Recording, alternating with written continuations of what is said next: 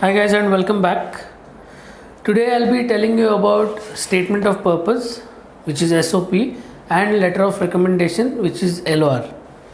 Before that, I just want to take a recap of my previous video, what I told you. So the universities require few documentation for your application.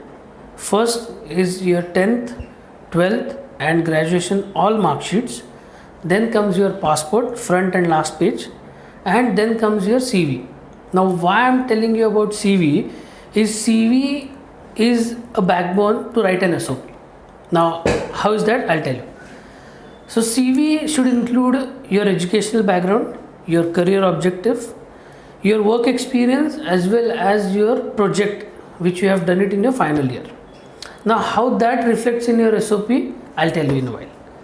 So before writing a CV, you should keep in mind, if you have work experience, just mention that, what roles and responsibilities you have played. Second, if you have done the project in your final year, what the project was all about and what you have learned out of it. So it's much more easier for you to write the SOP then. So now coming back to the SOP, I'll tell you it in stages so that it's easier for you to understand.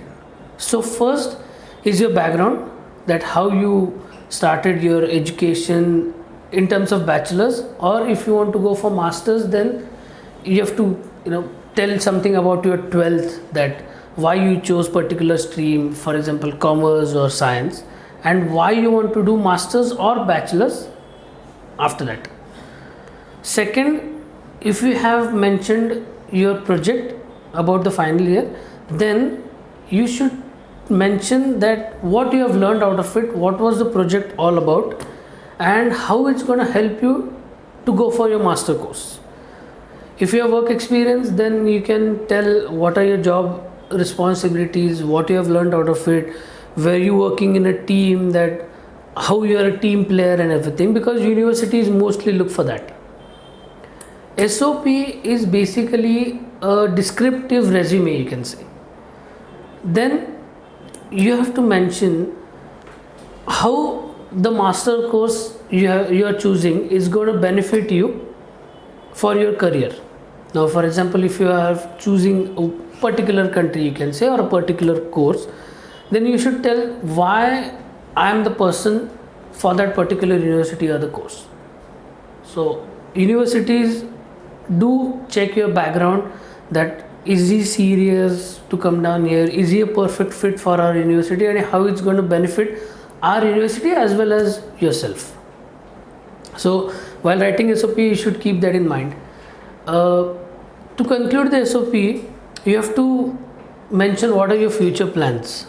So your future plans should include, after completing the course, how it's going to benefit you getting a job. It may be in MNC or it may not be in MNC, it may be in a smaller company, but it should tell that what is the value of the course and what is the value of the country which you are going in.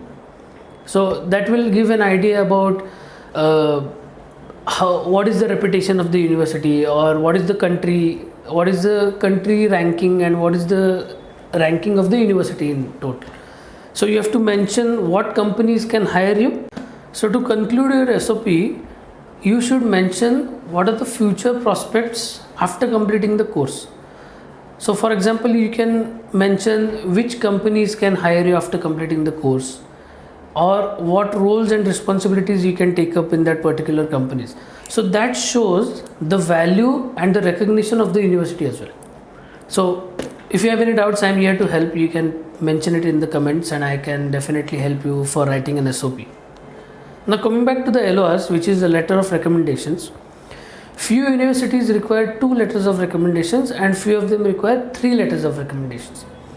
So before choosing the country and the course, you should go on the website of the university to check how many LORs are required. So based on that, you can take the LORs from the concerned person. Now why concerned person is, if you have mentioned about your project, then one LOR should be from your project guide, whom you have worked with, or he has seen you how you progress in your project.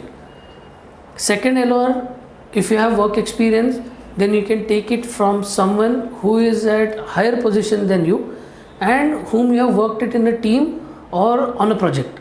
So he or she can tell you basically how you are as a team player, or what is your motivation towards work, how dedicated are you.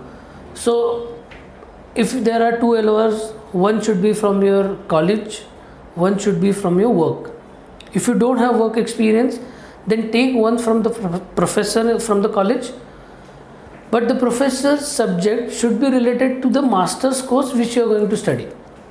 So, or the subject which you have scored maximum, but again it should be related to the master's course which you are going to. So that is all about letters of recommendation. You have doubts, I'm here to help. You can ask me anytime.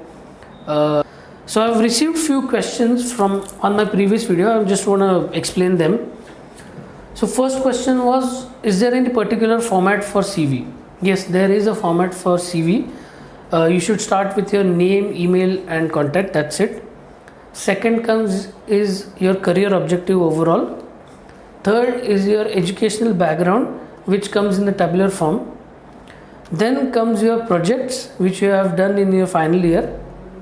Then if you have work experience, mention about any projects you have undertaken, what was your roles and responsibilities in that.